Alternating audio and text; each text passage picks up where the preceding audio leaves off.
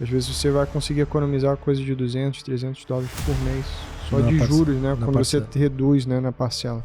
Precisa ter o dinheiro da entrada, né? A documentação válida, tipo passaporte, visto. Isso também serve para financiamentos estrangeiros, né?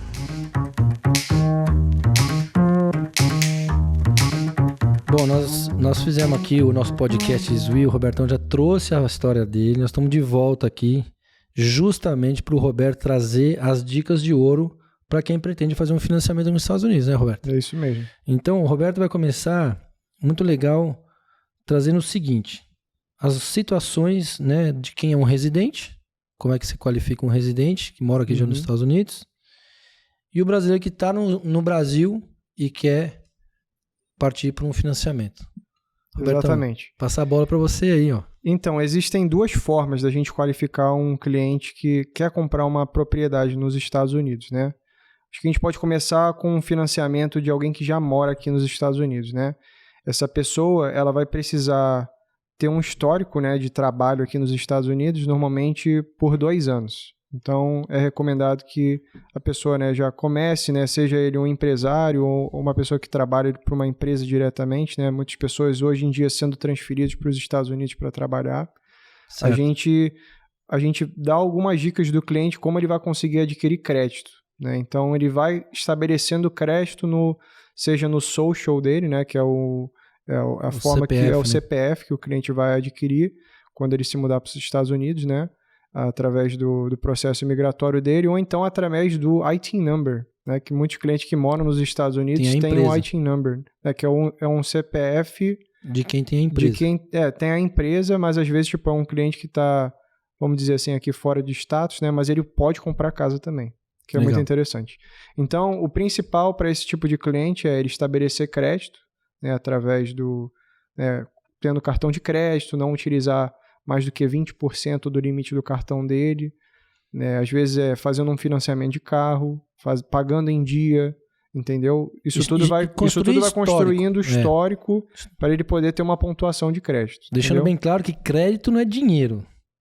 Tem muita gente que tem... Eu já tive essa situação quando eu cheguei aqui, tinha o dinheiro no banco, achei que eu estava montado na mussarela, aí fui lá fazer um financiamento, não. Você não tem histórico. Aqui tudo é emprestado, né? Então o banco quer ver que você é um bom pagador. Exatamente. Então eles têm todo esse mecanismo, né, para monitorar como o seu crédito ele é avaliado, entendeu? Através dessa pontuação, né, o chamado credit score. Perfeito. Então o credit score para alguém que é residente é muito importante. Já para alguém que é estrangeiro não é necessário, que é uma vantagem. Por isso que às vezes a gente fala, né, que é mais fácil você comprar como estrangeiro do que como residente. Exato. Porque quando você se torna residente, você vai ter todos esses requisitos ali mínimos, né, que são necessários. Então, para um residente, a vantagem é que ele pode comprar casa hoje a partir de 3% de entrada, né? 3%, 3,5%, 5%, 10%, né? Já um estrangeiro, ele vai precisar dar uma entrada maior, que a gente pode falar também, né? Perfeito. Então, deixando bem claro o seguinte, né? Residente nos Estados Unidos, quem tem histórico, né, como o Roberto trouxe, quem tem o histórico de crédito, quem tem o histórico de faturamento, quem tem as condições, né, financeiras, quer dizer, a pessoa que já está aqui e tem já preenche esses requisitos, ela se qualifica nesses financiamentos, deixando bem claro, 3%, 5%, 10%, vai depender da condição, de como o Roberto vai fazer essa avaliação. Isso é importante, porque as pessoas falam, você consegue fazer financiamento nos Estados Unidos dando 3%. Fica todo mundo louco, nem formiga, correndo, querendo fazer o financiamento. Não é isso, Roberto? Exatamente. E o For National, que é o estrangeiro, né, o brasileiro que está no Brasil, ele não qualifica para esses programas, correto? Não, correto. Então isso é importante. E esses programas também, eles são somente com entrada mínima, né? São somente para você residir na casa, né? Não é para investimento. Casa de investimento, perfeito. Então são modalidades de financiamento completamente diferentes. Exato, isso é importante, muito bom. Então, tem todo um requisito, né, por trás de alguém que mora nos Estados Unidos. Já alguém que mora no Brasil, né, a entrada seria a partir de 25%. Né? Então, a maioria das vezes o cliente ele vai comprar essa propriedade numa modalidade justamente de investimento. De investimento. Né? Seja ela para aluguel, né, a longo prazo, né? Ou 12 meses. Vacation, né? Ou seja, de vacation, né? De temporada. Ou então uma segunda casa, vamos dizer assim. Tipo, o cliente só quer ter uma casa nos Estados Unidos para quando ele vier passear na Disney, ele vai ter a casa dele. Perfeito. A né? casa da praia. Casa da praia. Então, existem essas duas modalidades de financiamento. Né? O requerimento maior, quando a gente estava falando de crédito, para um financiamento estrangeiro, o cliente não precisa ter um score aqui, né? Um credit score. Normalmente só vai precisar de uma carta de referência bancária no Brasil, né? Que é uma carta de relacionamento. Normalmente, se você já tem que ele já tem isso, um banco enfim. com mais de 2 anos de relacionamento, você consegue pegar uma carta. A gente tem o modelo padrão já para poder assessorar o cliente. E a documentação, ela também é bem simples, né? Na parte de comprovação de renda, é somente uma carta do contador. Seja o cliente autônomo, né? Ou uma carta do seu empregador, caso você trabalhe para uma empresa, entendeu? Entendi. Então, é uma carta que vai declarar qual foi a sua renda dos últimos 2 anos e a sua renda atual daquele ano. Perfeito. Então, tipo, muitos dos programas aqui nem mesmo imposto de renda do Brasil utiliza, que é uma ótima... Porque essa é uma pergunta que o brasileiro fala, mas eu preciso apresentar meu imposto de renda.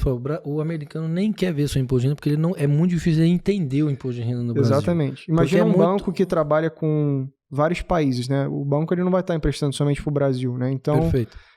Você vai estar trabalhando com clientes da Colômbia, Peru, Argentina. Então, enfim. assim, tem vários investidores. Então, eles padronizam essa carta, esse modelo, né? Certo. Na carta do contador. Então, tipo, se você tem um bom faturamento, né? O seu contador vai fazer essa carta, a gente já tem um modelo pronto. E lá a gente consegue determinar, né, o seu poder de compra baseado nessa carta, junto também com a comprovação de fundos, né, que seriam os extratos bancários. Então, só repetindo, para o estrangeiro, ele precisa demonstrar qual é o faturamento dele. É a renda, né, através da empresa. Que essa renda, na verdade, a renda o banco olha a sua renda para ver como é que você vai suportar o financiamento, né, as parcelas mensais. Uma regra, né? Seria aí, vamos colocar, você precisa fazer 3 vezes mais, 4 vezes mais do que a parcela, né? Do que a parcela, tá. Que é muito comum isso no Brasil também. Que é um referencial, né? Para ver o quanto você está comprometendo a sua renda. Você não pode comprometer, né? Mas vamos dizer, mais do que 30% da sua renda.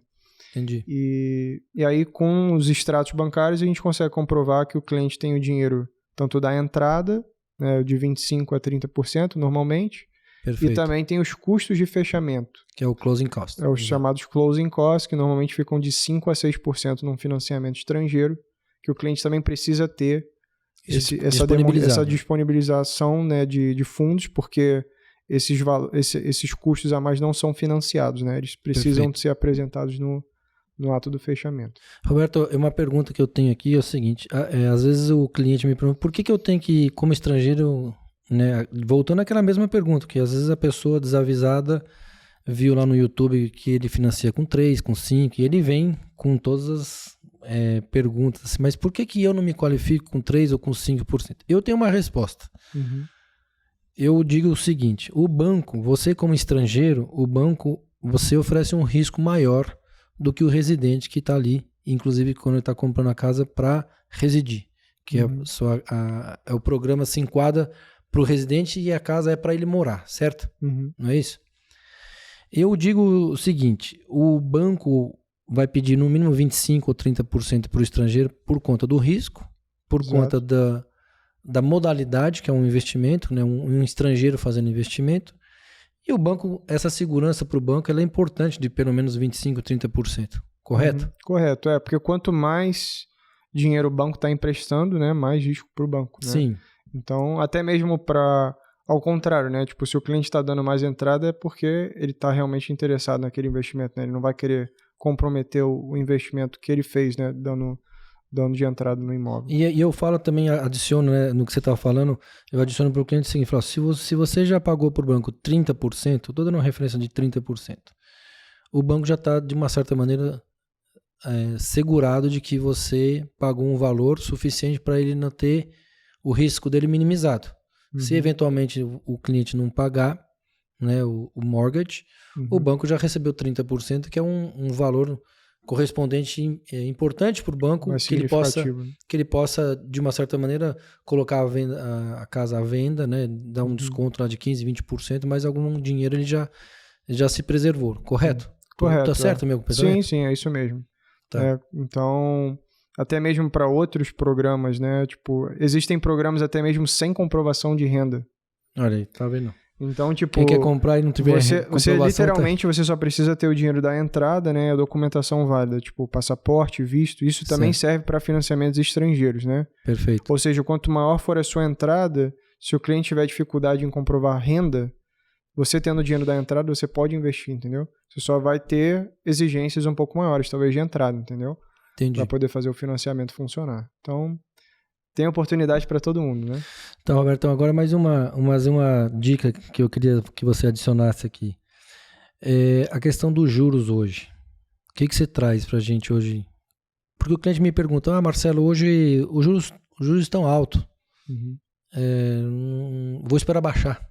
Essa é uma excelente pergunta, porque assim, quando você está buscando uma casa num cenário onde os juros estão mais altos comparado aos anos anteriores, por consequência, os preços das casas tendem a cair. Perfeito.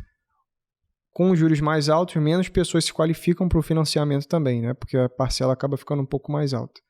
O que isso traz? Oportunidades para, de repente, você conseguir negociar mais o valor da casa, ou seja, você pode reduzir a casa que talvez esteja listada por um preço, a casa está no mercado por mais tempo, o vendedor está motivado, ele vai reduzir mais ainda o valor da casa. Perfeito. Existem mecanismos que a gente pode fazer, talvez, para reduzir a sua taxa de juros. Muitas das vezes pedindo uma negociação do vendedor para cobrir todos os seus custos de fechamento, ou então utilizar esse crédito que o vendedor te dá para comprar uma taxa de juros mais baixa, entendeu? A gente estava falando aqui daquele programa, né? Que você... Vamos colocar que se hoje a sua taxa que você foi qualificado foi 7,5%, 7%. Às vezes a gente consegue usar um crédito vindo do vendedor para fazer com que o seu juros ele caia para 3% a menos no primeiro ano, 2% a menos no segundo ano e 1% a menos no terceiro ano. Ou seja, você vai estar pegando uns juros de mercado bem menor, né, nesses primeiros anos do financiamento, e futuramente você pode refinanciar, que muitas pessoas não sabem, né? Aqui você não está fixo no financiamento por os 30 anos, né? Se o mercado ele der uma baixada de novo, né? O mercado aqui é cíclico, então a tendência é que o mercado abaixe de novo, né? Quando a gente se estabilizar, combater a inflação, né? É isso que o governo tem tentado fazer. Então, você pode refinanciar esse imóvel futuramente, entendeu? Então, cada mercado vai ter as suas vantagens, né? E isso que o Roberto falou hoje é a dica de ouro, porque é o seguinte, a diferença de você ter só o desconto numa casa, um vendedor ter um desconto, é uma coisa. A outra estratégia que ele está trazendo é quando você estiver fazendo um financiamento e o vendedor der um crédito, né, para você utilizar isso para, como ele falou, comprar os juros, essa diferença ela é muito significativa na parcela durante esses 3 anos. Correto? Às vezes você vai conseguir economizar coisa de $200, $300 por mês só de juros, né? Quando você reduz, né, na parcela. Então, e uma pergunta que eu tenho para você, Marcelo, é tipo, você trabalhando com um cliente no mercado, por exemplo, com juros super baixos, qual a diferença para um cliente que quer comprar num mercado que está muito mais competitivo? Como é que é um cliente que quer ofertar uma casa, só que você tem tipo múltiplas ofertas naquele mesmo imóvel? Excelente que pergunta, né, Roberto? Porque isso nós vivemos recente, né? Na época da pandemia, que as casas, os juros estavam na faixa, no patamar de 4, 5, às vezes 3. Para os residentes, eu vi cliente que comprou casa nos juros de 2,6 ao ano, quer dizer, era um incentivo muito grande para quem estava comprando. E a gente observou muito isso no mercado, né? As casas nos lugares onde eram os lugares de atração, quando o vendedor recebia múltiplas ofertas, virava leilão. Então, isso que você está falando, a sua pergunta é excelente pelo seguinte, muitas das pessoas compraram casas num juros mais baixo, mas pagaram muito preços mais, acima do valor de mercado. Então eu vi cliente comprando casas, não comigo, porque eu não concordava com isso. Às vezes o cliente queria, mas eu falei assim, tem um limite para você ofertar acima. 5%, 10%, tudo bem. Mas eu vi cliente que comprar a casa de 500 mil, pagar 650, 700 mil dólares, só porque o juros estava mais baixo. E porque fica aquela ansiedade, né? Vai acabar, vai acabar, vai acabar. Então eu compartilho do que você está trazendo, porque assim, hoje os juros, a gente fala os juros estão altos, mas a gente sabe que historicamente os juros estão no patamar que deveriam estar, mas você hoje compra a casa no valor que ela realmente vale. E quanto mais competitividade, mais difícil fica você ter uma oferta aceita, né? Sim. Porque se você tem um imóvel listado e você está competindo com outras 50 ofertas, por exemplo, qual é a chance da sua oferta ser aceita? Então, o tempo que vai levar para você conseguir comprar a sua casa, você vai precisar ter que abrir mão de vários direitos, né, como um comprador, de, por exemplo, fazer a inspeção da casa. Sim. Enfim, né, você acaba pagando muito mais, talvez, entendeu? Isso aí. Bom, gente, é isso aí, ó. Quem acompanhou essas dicas de ouro aqui do Roberto, registra muito bem aí, acompanha as informações. O nosso podcast não é só histórias para aquecer o coração, mas tem informação relevante aí para quem quer fazer o seu financiamento. O Roberto trouxe com muita clareza o passo a passo, como você se qualifica. Se você tiver dúvida, o Robertão vai deixar os contatos dele no podcast Isui. E só fazer contato com ele, ele vai te esclarecer e você vai comprar a casa comigo, certo, Roberto? Exatamente. Então, fechou. Fechado. Isui, é nóis. É nóis.